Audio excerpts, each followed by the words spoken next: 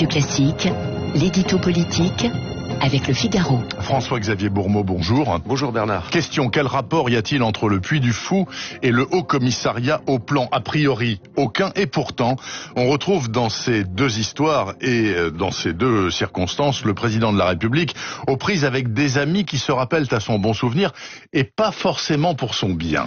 Oui, c'est pas toujours facile les amis, a fortiori quand on est président de la République. Là, Emmanuel Macron vient de recevoir une carte postale du Puy du Fou envoyée par Philippe de Villiers. Et le voilà embringué dans une nouvelle polémique. En pleine période de restriction de la fréquentation des lieux de spectacle, le préfet de Vendée a accordé une dérogation au parc d'attractions pour qu'il puisse organiser son grand spectacle devant 9000 spectateurs. Et forcément, même si le parc a respecté le règlement, tout cela s'est embrasé d'un coup. Colère des professionnels de la scène, indignation du Parti socialiste, des écologistes, de la France insoumise et accusation de favoritisme à l'encontre d'Emmanuel Macron. Parce qu'il faut quand même rappeler que M. Macron et M. de Villiers se connaissent bien et même qu'ils sont amis. Oui, depuis 4 ans, c'était en août 2016. Emmanuel Macron n'était pas encore candidat, mais il s'était rendu au Puy du Fou et c'était la première fois qu'un ministre d'un gouvernement socialiste visitait le parc. Parce que quand même, faut savoir que le Puy du Fou, ça a plutôt la réputation d'être un parc d'attractions de droite. Oui. Et au passage, c'est sans doute pour ça que le milieu culturel est aussi remonté contre la dérogation accordée au Puy du Fou. Parce que j'imagine que si c'est le festival d'Avignon, le off du festival d'Avignon qui avait été autorisé, on n'aurait sans doute pas entendu les mêmes discours. Mais bon, bref, passons et revenons à Emmanuel Macron. Quand il parle avec Philippe de Villiers, il s'adresse à la droite, et plus précisément à la droite souverainiste qui adore ce parc. Ce n'est pas l'électorat d'Emmanuel Macron, mais ils préfèrent le traiter plutôt que le mépriser. Ils sont d'accord sur à peu près rien, mais ça ne les empêche pas de se parler régulièrement. La dernière fois, c'était pendant le confinement. Quand tout était fermé, Philippe de Villiers avait envoyé un texto à Emmanuel Macron pour lui demander de rouvrir le parc plutôt qu'autorisé, et Emmanuel Macron avait traité la requête en Conseil de défense, qui est quand même l'instance la plus confidentielle et la plus sensible de la République. Résultat, le parc avait réouvert. Alors forcément, quand le Puy du Fou a organisé un nouveau spectacle devant 9000 personnes, tout le monde a soupçonné Emmanuel Macron d'être une nouvelle fois intervenu. Et c'est vrai, il est intervenu? Alors l'Élysée dément. Emmanuel Macron se dit surpris par la décision, mais après tout peu importe, parce que la polémique s'est installée à son détriment, et c'est sans doute le prix à payer pour cette amitié politique intéressée avec Philippe de Villiers. Et cet autre ami, alors, dont le président a reçu des nouvelles et que vous évoquiez, de qui s'agit-il? Alors on est cette fois dans un autre cadre, c'est plus un allié qu'un ami, et d'ailleurs il vient discrètement de se rappeler au bon souvenir d'Emmanuel Macron en lui glissant à l'oreille « N'oublie pas qui t'a fait roi ». C'est François Bayrou, celui qui a sans doute donné un avantage décisif à Emmanuel Macron pendant l'élection présidentielle de 2017, en se ralliant à lui. Il avait été récompensé après l'élection en obtenant la chancellerie. Mais avec les affaires du MoDem, il avait finalement dû démissionner. Depuis, il joue le rôle de conseiller du prince. C'est l'homme qui murmure à l'oreille du président, qu'il fait venir à Pau pour inaugurer un bus à hydrogène, qui demande des places au gouvernement pour ses amis du MoDem, et qui va bientôt en obtenir une pour lui, celle de haut commissaire au plan. Un poste pour réfléchir à l'avenir de la France à horizon 20-30 ans.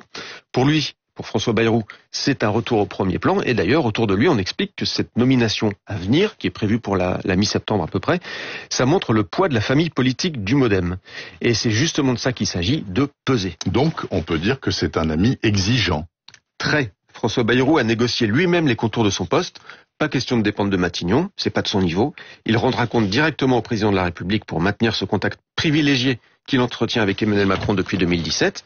Et puis ne pas être membre du gouvernement, ça lui permet aussi de conserver la mairie de Pau où il vient d'être élu, puisque vous savez que le cumul des mandats est interdit pour les ministres. Oui. Bref, François Bayrou a obtenu presque tout ce qu'il voulait d'Emmanuel Macron, un peu comme Philippe de Villiers pour le Puy du Fou pendant le confinement. Comme quoi les amis, c'est parfois un peu encombrant, surtout quand on veut éviter de se fâcher. Et c'est là qu'on en vient au troisième ami d'Emmanuel Macron. Ah, qui donc? Eh bien, Nicolas Sarkozy. Dans son dernier livre, Le temps des tempêtes, l'ancien président de la République dresse les portraits assez peu flatteurs de François Bayrou et de Philippe de Villiers, justement. Du premier, l'ancien président de la République assure qu'il finira par trahir Emmanuel Macron, et du deuxième, il explique qu'il ne lui a jamais inspiré confiance. Emmanuel Macron est prévenu et devrait peut-être aussi penser à se méfier un peu de Nicolas Sarkozy. Merci beaucoup. François-Xavier Bourmeau du Figaro, qui revient demain, bien sûr, pour son édito politique. Bonne journée à vous, François-Xavier. Il est 8h18. Voici l'heure de l'invité de Radio Classique.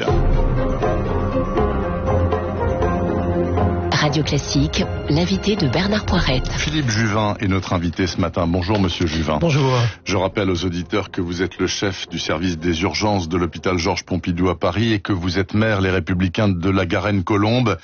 Monsieur Juvin, le redémarrage de l'épidémie, c'est une réalité. Il n'y a pas à tergiverser. C'est une réalité et elle se pointe un peu plus chaque jour, oui.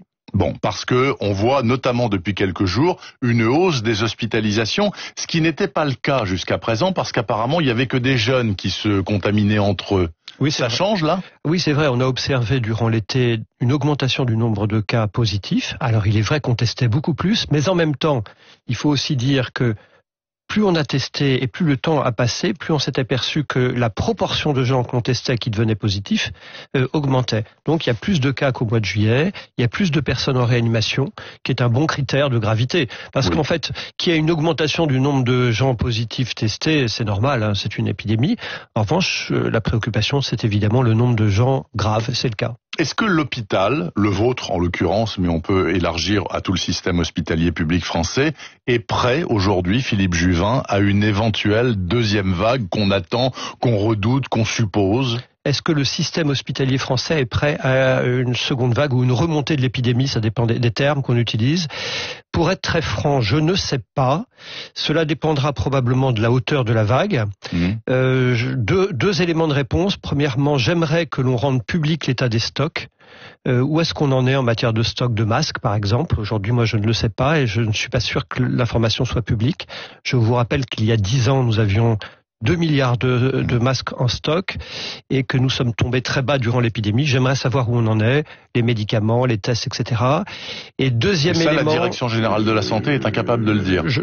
J'espère qu'elle est capable de le dire, c'est son métier, mais je ne crois pas que l'information ait été rendue publique et je pense qu'il serait bon que chaque jour, on puisse avoir un état très clairement des stocks. Et la deuxième réponse, c'est la question des patients de réanimation. Vous avez bien compris que le vrai sujet d'une telle épidémie, c'est la submersion du système de la submersion du système de santé par les cas graves de réanimation. J'ai une petite inquiétude là-dessus. Avant la crise, nous avions 5000 lits de réanimation. Et ça a été insuffisant. Et je crois comprendre que nous avons toujours 5000 lits de réanimation. Nous n'avons pas profité de la crise. Pic, il y a eu jusqu'à 15 000. Mais ensuite, tous ces lits ont été réattribués. Enfin, oui et non. Ce qui s'est passé, c'est qu'effectivement, le système de santé a su ouvrir des lits dans lesquels on a mis des malades de réanimation. On est passé de 5000 à 12 000. On a plus que doublé. Ça a été insuffisant, puisqu'on aurait probablement plus pu mettre de patients en réanimation. Et c'était des lits où on mettait des malades de réanimation, mais de qualité de soins inégales, enfin tout le monde le sait. Forcément, on a fait comme on pouvait. C'était bien, hein, mais on a fait comme on pouvait. Moi, la crainte que j'ai, c'est que alors que les Allemands partaient avec 25 000 lits au début de la crise, nous ne partions qu'avec 5 000. C'est insuffisant et ça fait plusieurs mois que je demande qu'on augmente nos capacités de réanimation. Par exemple, en acquérant des ventilateurs. Vous voyez, il faut acquérir des ventilateurs. Bien, là aussi, ça serait intéressant qu'il y ait une publication tous les jours du stock de ventilateurs.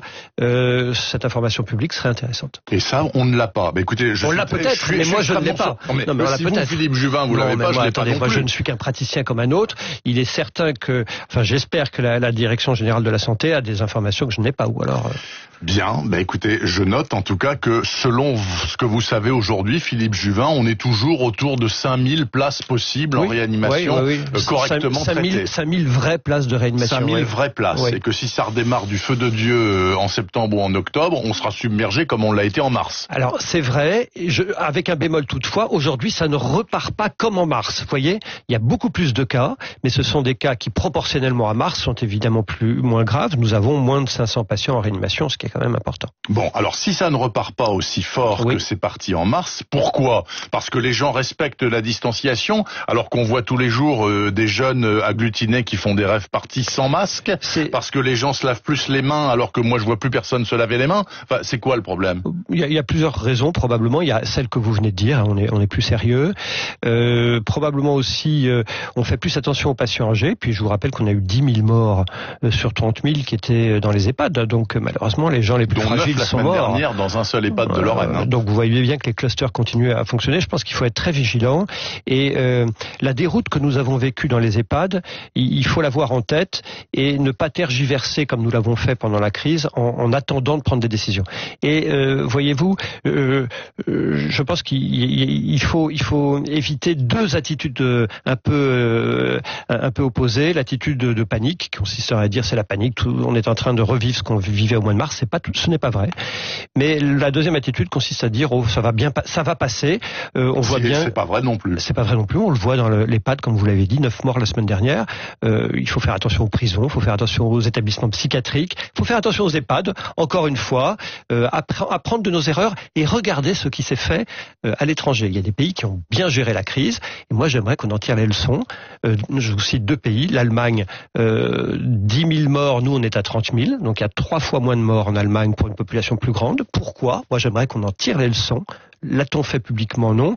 La Nouvelle-Zélande, alors qui certes connaît une flambée depuis quelques jours, et qui vient de reconfiner Auckland et qui a repoussé les législatives, mais qui pendant 4 mois s'est plutôt bien comporté.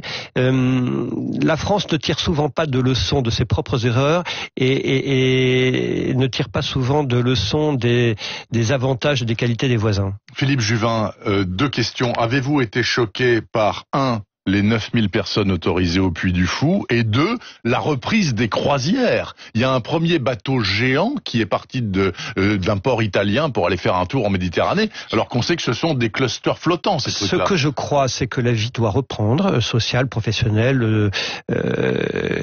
Il ne faut pas qu'on se retrouve dans quelques mois avec une industrie du spectacle, je pense au théâtre vivant, qui serait morte parce que on lui aurait pas donné d'oxygène. La question des 5000, du nombre de 5000 limites, c'est une question qui est absurde, pardonnez-moi. Oui. Je vous donne un exemple. Pourquoi pas 2000, 3000, 8000? Et puis je vous donne un exemple. Quand vous êtes dans le Stade de France, avec 80 000 places, qu'est-ce que ça signifie 5000? Pourquoi pas 10, 20, 30? En revanche, si vous mettez 3000 personnes dans un amphithéâtre de 3000, là vous avez un problème. Donc on voit bien que la question de 5000, elle devrait être plus subtilement traitée. Sinon, eh bien encore une fois, on se retrouvera dans quelques mois avec des artistes qui auront disparu, et ça, c'est pas la France que nous voulons pour demain. Encore une question, Philippe Juvin. Éric Ciotti, mais il n'est pas le seul, dit: il est impératif que les masques, au moins les chirurgicaux, pas les P2, les P3, machin, soient gratuits. Bien évidemment. Vous pensez que oui aussi? Je ne sais pas répondre à ça. Parce qu'il y a quand même des millions de gens qui, pour eux, 1 euro par jour, ça compte. Alors, je ne sais pas répondre comme ça à cette question. Ce qui est important, c'est que tout le monde en ait. Il est certain que le masque était à 5 centimes avant la crise. Il est à presque 1 euro, à 95 centimes. Tiens donc. Oui, pourquoi? Tout simplement parce que comme on n'a pas su en ça acheter, vaut 5 centimes, et nous retrouvons ce que je disais tout à fait au début de l'émission. Quand vous n'avez plus 2 milliards de masques en stock, forcément ils sont plus chers. Non, c'est sûr que, je vais vous dire, cette crise, on en sortira si premièrement des masques sont aisément disponibles, qu'on teste aisément, ce qui n'est pas encore le cas aujourd'hui. Essayez de vous faire tester à Paris, vous allez voir comme c'est compliqué. Édouard Philippe, souvenez-vous, nous disait il y a 3 mois, d'un air martial, qu'il y aurait 700 000 tests par semaine. Au bout de 3 mois, on est simplement à 600 000 et c'est compliqué.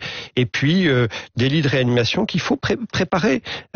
S'il y a une leçon à tirer de ces derniers jours, je dis au gouvernement, publiez l'état de nos stocks en tout, s'il vous plaît, très régulièrement. Informez-nous. Cessez de tergiverser.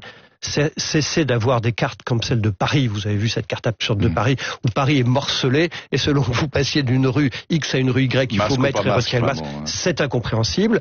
Il faut de la lisibilité et il faut de la clarté dans l'information, sinon les gens ne croient pas ce que vous racontez. Une toute dernière question, mais très brièvement, Philippe Juvin, vous qui êtes le patron des urgences de Georges Pompidou, 146 femmes tuées l'an dernier, en hausse de 16%, violence conjugale. Vous les voyez arriver aux urgences, ces femmes, j'imagine. Bien entendu. Il y a une solution ou il n'y a pas de solution? Il y a d'abord un effet Covid. Il est très clairement que, au moment du confinement, on a vu exploser un certain nombre de violences contre les enfants, contre les femmes. Quand on fera le point et le bilan de l'épidémie, il faudra le faire complètement. Il est très clair qu'on ne pouvait pas faire autrement que de confiner tout le monde parce que nous étions à poil sur tout, mais ça nous a coûté quand même très cher. Raison de plus pour être prêt pour une remontée. Merci beaucoup. Merci. Philippe Juvin, invité de Radio Classique, je rappelle, chef des urgences de l'hôpital Pompidou à Paris et maire de la Garenne-Colombes. Je vous souhaite une bonne journée et une bonne fin d'été. Merci. Merci beaucoup. Il est 8h28. La suite dans une poignée de secondes. Laurent Saïm et sa note américaine.